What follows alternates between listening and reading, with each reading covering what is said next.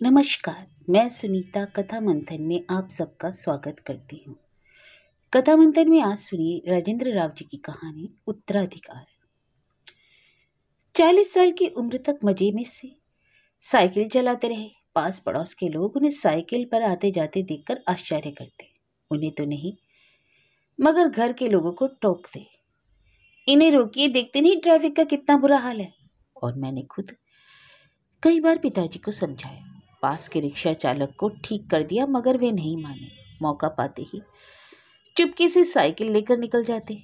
उनका साइकिल चलाना तभी बंद हुआ जब मोहल्ले से सटे हाईवे पर फ्लाईओवर बनाने का काम शुरू हुआ। उसके बाद तो हम सब का सड़क पर आना जाना दुभर हो गया। स्वर्णिम चतुर्भुज योजना के अंतर्गत बनती सड़कों के निर्माण कार्य को जिसने देखा वह दृश्य की भयावहता को समझ सकता है। मिट्टी के चलायमान टीलों और खुदते हुए बड़े बड़े कुओं के आजू बाजू नित्य बदलती पगडंडियों जैसी सर्विस लेन पर धूल उड़ाते वाहनों की कतारें रेंगती हुई चलती, अक्सर जाम लग जाता। जब रिक्शे से भी निरापद निकलना संभव न रहा, पिताजी ने एक दिन मुझसे कहा, आज बैंक से मेरी पेंशन के रुपए लेकर आओ। तो एक काम करना, कालीबाड़ी के सामने सड़क के डिवाइडर पर एक अपाहिजा बैठती है, उसे एक ब्रेड या जलेबी खरीद कर देते आना। मैं उसे हर हफ्ते कुछ खाने का सामान दे आता था, मगर अब निकलना बंद हो गया। आज यह काम जरूर कर देना। बैंक से रुपए लेकर निकला, एक बड़ी ब्रेड खरीदी और अपाहिजा की तलाश में निकला। कालीबाड़ी हाईवे पर ही डिवाइडर तो क्या, पूरी सड़क ही खुदी गई थी। बीसीओ, हैवी अर्थ मूविंग मशीनें और डायनासोर जैसी बड़ी बड़ी क्रेनें गतिमान थी। मोटरसाइकिल से दोनों ओर की सर्विस लेन छान डाली, मगर वह विकलांग नजर नहीं आई। उस गर्दो गुबार में कहीं किनारे बैठना मुमकिन ही नहीं था। सड़क के कई भवन और दुकानें तोड़ी गई थीं। ऐसी ही एक अध टूटी चाय की दुकान पर निर्माण कार्य में लगे मजदूर जमा थे। उनसे पूछा तो चाय वाले की बीवी ने बताया, हाँ, एक बूढ़ी तो बैठती है, मगर कल से दिखाई नहीं दी। हो सकता है गोदाम की बगल वाली गली में पड़ी हो। थोड़ा आगे जरूर हार्डवेयर का एक गोदाम था। वहां के चौकीदार से पता चला कि गोदाम का चबूतरा और छज्जा 4 लेन की भेंट चढ़ गया है। तो बूढ़ी वहां कैसे बैठे हो सकता है? अग्रसेन भवन के सामने हो। बहरहाल वह नहीं मिली। निराश होकर मैं चाय वाले के पास गया और वह ब्रेड आगे बढ़ाकर कहा, आ जाए तो उसे दे देना। उसने सिर हिलाकर कहा, उसका कोई भरोसा नहीं, नहीं आई तो उस ब्रेड का क्या करूंगा? अरे नहीं आई तो तुम ही इस्तेमाल कर लेना। मैंने झुंझलाकर कहा, बाबू उसके लिए लाए हो तो उसी को देना, मैं उसकी चीज नहीं रखूंगा। वह जोगी जोगिन का मामला है और वह हर किसी के हाथ से लेती भी नहीं। और ब्रेड कौन खराब हुई जा रही है, कल ट्राई कर लेना। अच्छा, राग पाल लिया, मैंने सोचा, और ब्रेड को डिक्की में रखकर किसी भिखारी की तलाश में बाजार की तरफ निकल गए। वहां एक सिरे से दूसरे सिरे तक 2 चक्कर लगाए, मगर एक भी भिखारी या भिखारिन दिखाई नहीं दी। ऐसा भी कोई चरित्र नहीं मिला जिसे वह 10 रुपए वाली डबल रोटी पकड़ाई जा सके। मुझे लगा कि 10 साल पहले के मुकाबले देश में गरीबी कुछ कम हुई। अभावों से जूझते हुए लोग नजर आते थे, मगर ऐसे नहीं जो दान लेने के इच्छुक हो। हालांकि यह अनुमान ही था। घर पहुंचकर पिताजी को बताया तो बोले, कोई बात नहीं, आते जाते जब भी दिखाई दे उसे दे देना। उनको पेंशन के रुपए पकड़ाए तो 10 का नोट मुझे दिया। मैंने लेने में अचकचाया तो बोले, यह उसी के निमित्त है, अभी तो और भी है उसके हिस्से का, तुम इसे रख लो। अगले हफ्ते फिर एक बार तकलीफ दूंगा, तब केले या पाव भर जलेबी दे आना। मैं अपने प्रथम प्रयास में ही असफल रहा था, इसलिए उनकी बात सुनकर उलझन सी हुई। मगर पिताजी की आज्ञा में कुछ ऐसी भावना शामिल थी कि उसकी अवहेलना करना अविवेकपूर्ण लगा। उस समय तो चुप लगा गया, मगर बाद में जाने के मन में एक बेचैनी सी करवटें लेने लगी। एक अपाहिज भुक्षुणी को ढूंढकर एक ब्रेड या कुछ खाने का सामान दे आना ऐसा कोई मुश्किल काम नहीं था। ठीक है, उस समय नहीं मिली, इसका मतलब यह तो नहीं कि वह कभी नहीं मिलेगी। वह छुट्टी का दिन था। दोपहर बाद में मोटरसाइकिल लेकर हाईवे की ओर निकल पड़ा, अपाहिजा की तलाश में। कुछ देर तक जाम में फंसा रहा।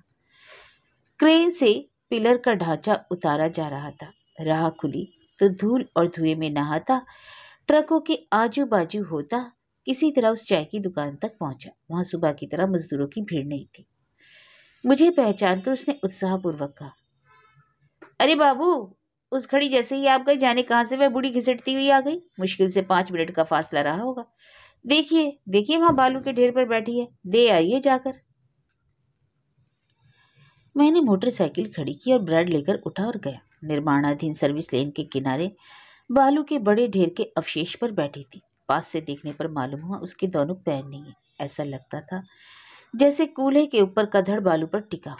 तार तार सी पुरानी जैकेट और लंगोटी नुमा अधो वस्त्र वह एक हाथ के सहारे टिककर बैठी थी। निरंतर धूप में बैठने से झुलसी हुई काया और बेतरतीब कटे हुए बाल उसे देखकर लग रहा था जैसे किसी झरने के नीचे नहाकर आई हो।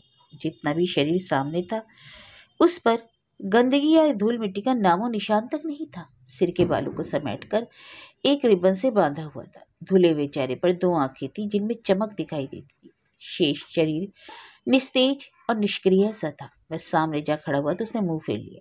पहुंचने से पहले ही मेरा उत्साह जाता रहा। प्रथम ग्रासी मक्ष का पहली नजर में ही नापसंद हो गया था। मुझे देर तक अकबकाया सा उसकी उपेक्षा का दंश झेलता सामने खड़ा रहा। समझ में नहीं आया कि क्या कहूं उससे। फिर मृदुल और स्नेहसिक्त स्वर में बोला, माता जी, ये ब्रेड लीजिए, आपके लिए लाया हूं। पहले तो ऐसा लगा कि उसने सुना ही नहीं, मगर गौर से देखने पर आभास हुआ कि वह सिर हिलाकर मना कर रही है। मैंने ब्रेड आगे बढ़ाई तो वह बाईं ओर घूमकर एकदम विमुख होकर बैठ गई। मैंने चुपचाप वह ब्रेड उसके पास रखी और वापस लौट आया। चाय वाले ने कहा, क्या हुआ बाबू, ब्रेड नहीं ली ना? बात यह है कि वह हर किसी से कुछ लेती भी नहीं, आप किसी और को दे दो। मैंने पिताजी वाली बात बताई तो उसने सुझाव दिया कि यह बात उसे कही जाए तो शायद ले ले।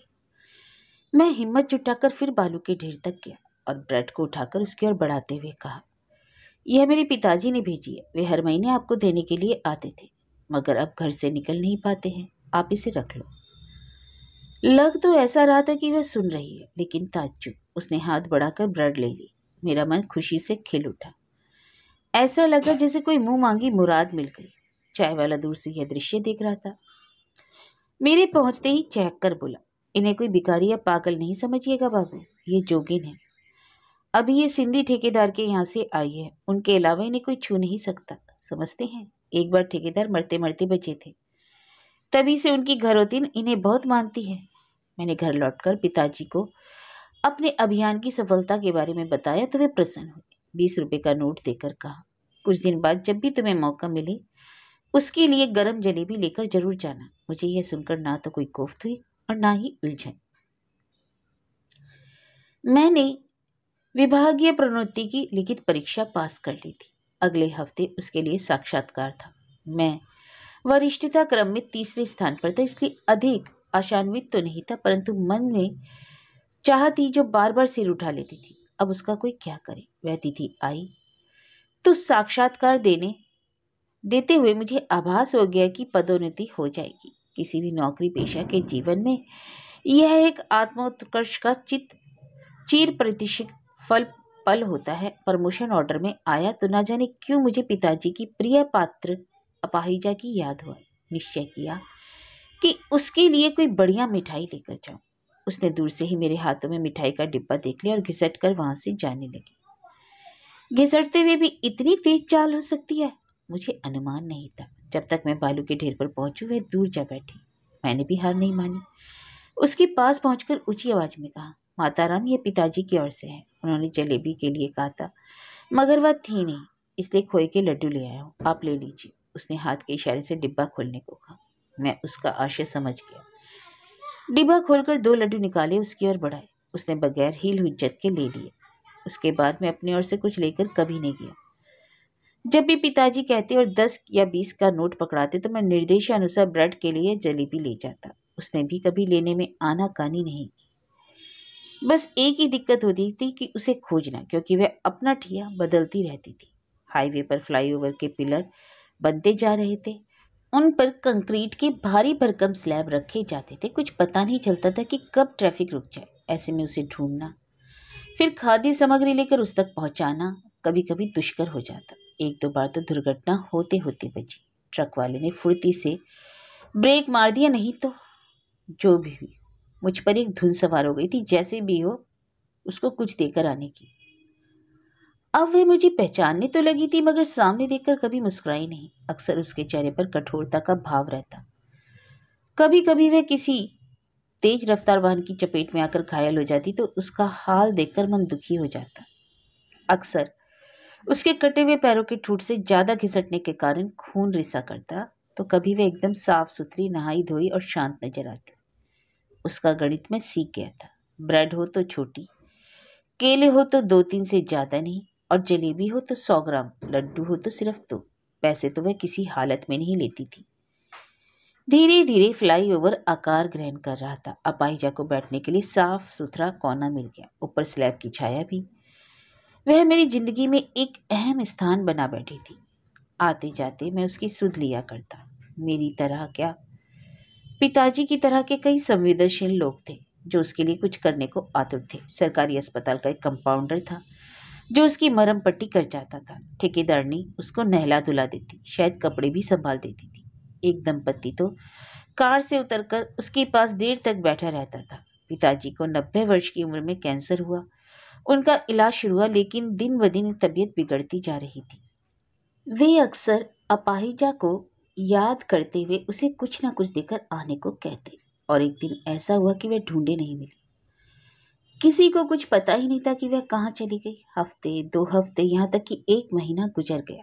मैंने उसकी तलाश से निराश होकर पिताजी को बताया तो वे चुप रहे। उसके बाद उन्होंने उसके बारे में कभी बात नहीं की, और एक दिन ऐसा आया कि उन्हें अस्पताल ले जाना पड़ा। वहाँ डॉक्टर ने काफ़ी जदोजहद की। आईसीयू में 5-6 दिन वेंटिलेटर के सहारे रहे। फिर महाप्रयाण पर गए। पिताजी के जाने के 2 महीने बाद हाईवे से गुजरते हुए वह सहसा दिखाई दी। सड़क के किनारे चिलचिलाती धूप में 2 ईंटों के आसन पर वह बैठी थी। मुझे करंट सा झटका लगा।